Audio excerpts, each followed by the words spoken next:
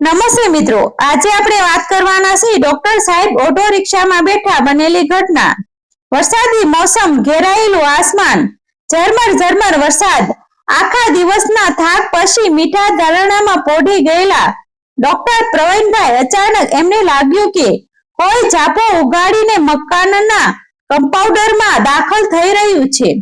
ડોક્ટરના મકાનમાં મુખ્ય ઝાપા ઉપર ક્યારેય તાળું મારવામાં આવતું ન હતું। આચા એવા ખટાક અવાજ પછી બીજી મિનિટે ઘરની ડોરબેલ રણકી ઉઠી। ડોક્ટર પ્રવીણભાઈ હજુ પૂરેપૂરા જાગ્રતા વ્યવસ્થામાં ન હતા। ઘેરાયેલી આંખે એમણે બેડરૂમની બત્તી ઓન કરી। સવારના 5 વાગ્યા હતા એવું ઘડિયાળે કહ્યું। અત્યારે કોણ હશે? આવું બબડીને તેઓ ઊભા થયા। એમના ઘરે મહેમાનો અવશ્ય આવતા હતા, પણ આવા અસુરા સમયે નહીં। ડોક્ટર સાહેબ નોકરીમાંથી નિવૃત્ત થઈ ગયા હતા। 30 કિલોમીટર દૂરના એક ગામમાં આવેલી નાની હોસ્પિટલમાં સેવાઓ આપતા હતા। ઘરે પ્રાઇવેટ પ્રેક્ટિકલ કરતા ન હતા, એટલે આગતું પણ હોઈ શકે તે માત્ર અનુમાનનો વિષય હતો। આવી મેઘલી અંધારી રાતે એમ કહી સીધું બારણું ઉઘાડી નખાય નહીં। ડોક્ટરે બારણાની બાજુમાં આવેલી એક બારી અડધી પડધી ઉઘાડીને પૂછ્યું, કોણ? વરસાદની તડાપીટની વચ્ચેથી કોઈનો અવાજ આવ્યો। એ તો હું છું સાહેબ, હું બાબુ, બાજુની સોસાયટીમાં રહું છું।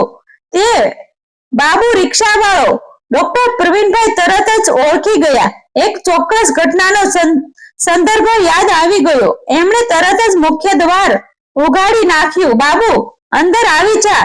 ભાઈ, બહાર વરસાદ ચાલુ છે, પલળી જવાશે। બાબુ ઘરમાં તો આવ્યો, પણ ઊભો જ રહ્યો। વરસાદમાં ભીંજાયેલા વૃક્ષની જેમ તે ટકી રહ્યો હતો।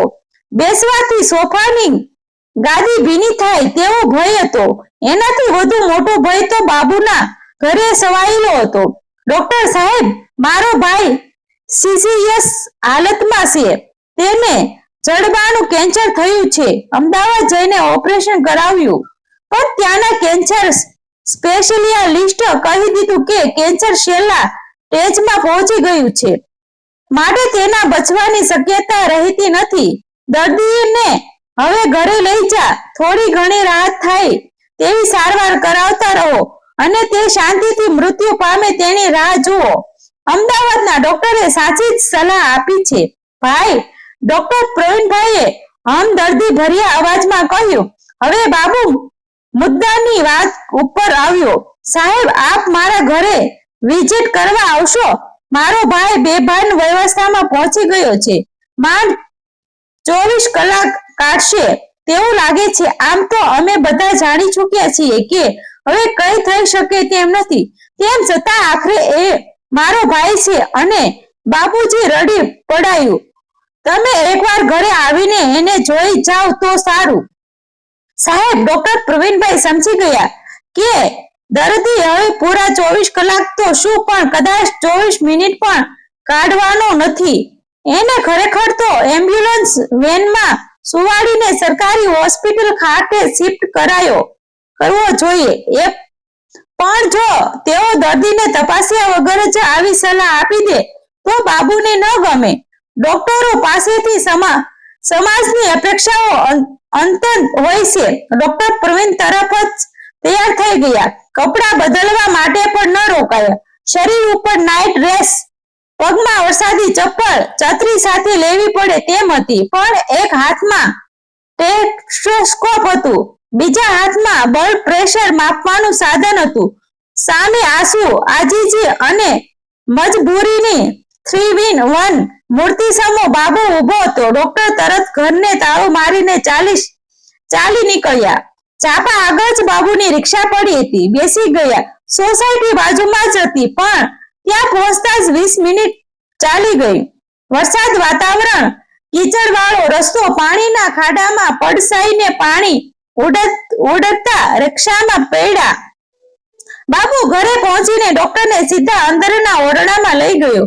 ત્યાં તેનો જુવાન જોધ ભાઈ જિંદગીના આખરી પડાવ ઉપર સૂતો હતો।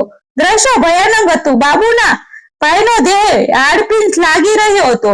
નીચલું જડબું કાઢી લીધું હોવાને કારણે ચહેરો વિકૃત ભાસતો હતો. શ્વાસ ધમણીથી જેમ ચાલી રહ્યો હતો.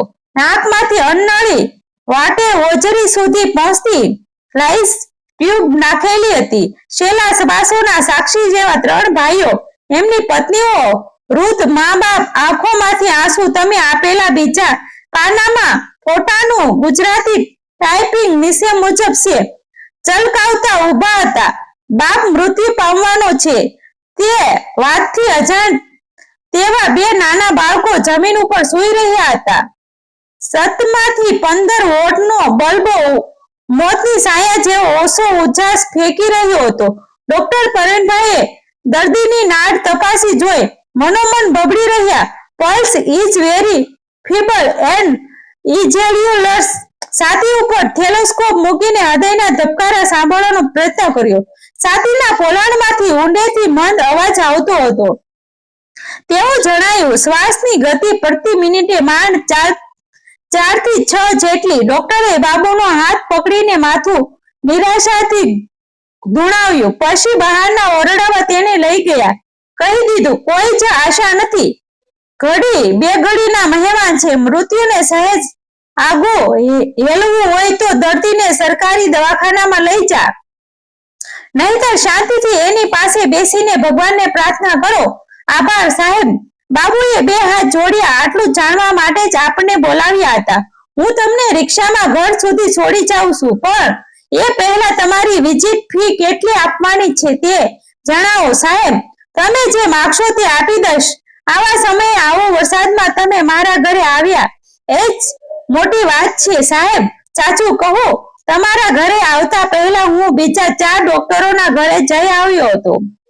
તેમાંથી એક તો અમારા ઘરના કાયમી ફેમિલી ડોક્ટર છે, પણ કોઈ વિઝિટ ઉપર આવવા તૈયાર થયું નહીં. બોલો સાહેબ, મારી કેટલી ફી આપવાની છે? ડોક્ટર પ્રવીણભાઈ જવાબ આપતા પહેલા શરણાર્થ માટે ભૂતકાળમાં ખોવાઈ ગયા. હજુ વધારે દિવસો નહોતા થયા તે ઘટનાને. આવો જ વરસાદ હતો, પણ સમય દિવસનો હતો. ડોક્ટર સાહેબ બાજુના ગામમાં આવેલા દવાખાને જવા માટે નીકળ્યા હતા. એમની બાઇક રસ્તામાં બંધ પડી ગઈ. એમને નિર્ણય કરી લીધો, બાઇક બાજુમાં આવેલી એક દુકાન પાસે મૂકી દીધું.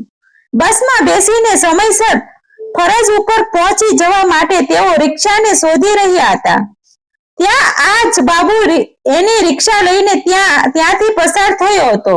ડોક્ટર પ્રવીણભાઈને બાબુ ઓળખી ગયો. રિક્ષા ઊભી રાખી દીધી. અરે ડોક્ટર સાહેબ, તમે ક્યાં જવું છે? બેસી જાઓ ભાઈ, મારે જવું તો છે બસ સ્ટેશને. અહીંથી ફક્ત 2 જ મિનિટનું અંતર છે. પણ આ વરસાદ. ચિંતા ન કરો સાહેબ, 2 મિનિટનું કામ છે ને, કહીને બાબુએ ડોક્ટરને બેસાડી દીધા. આ કઈક અમદાવાદની રિક્ષા ન હતી જે મિનિટ પ્રમાણે ભાડું લેતી હોય છે. અહીં તો ઉચ્ચક ભાડું નક્કી કરવાનું હોય છે, જેવો સમય અને જેવી ધરાકની ગરજ. ડોક્ટરે ચોપવટ ખાતર પૂરી લીધું. ભાઈ, કેટલા રૂપિયા લઈશ તું? આપી દેજો ને સાહેબ, જે આપવું હોય તે સમજીને કહીને બાબુ રિક્ષા દોડાવી મૂકી. ડોક્ટર મનમાં ગણતરી કરી રહ્યા. આમ તો 5 રૂપિયા થાય. અત્યારે વરસાદ છે એટલે કદાચ બાબુ 10 લેશે.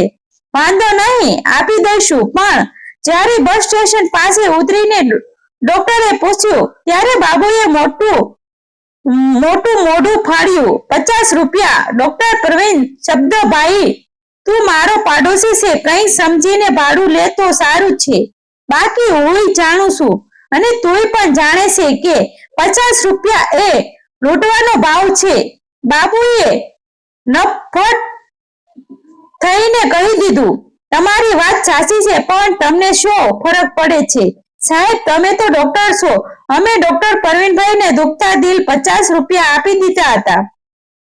એ ઘટના ઉપર હજુ તો સમયની રાખ પણ વળી ન હતી. ત્યાં આ ઘટના બની ગઈ. હવે બાબુ મજબૂરી હતી અને ડોક્ટરનો વારો હતો. કેટલા આપીશ બાબુ? 500 રૂપિયા જેવી ફી થાય છે.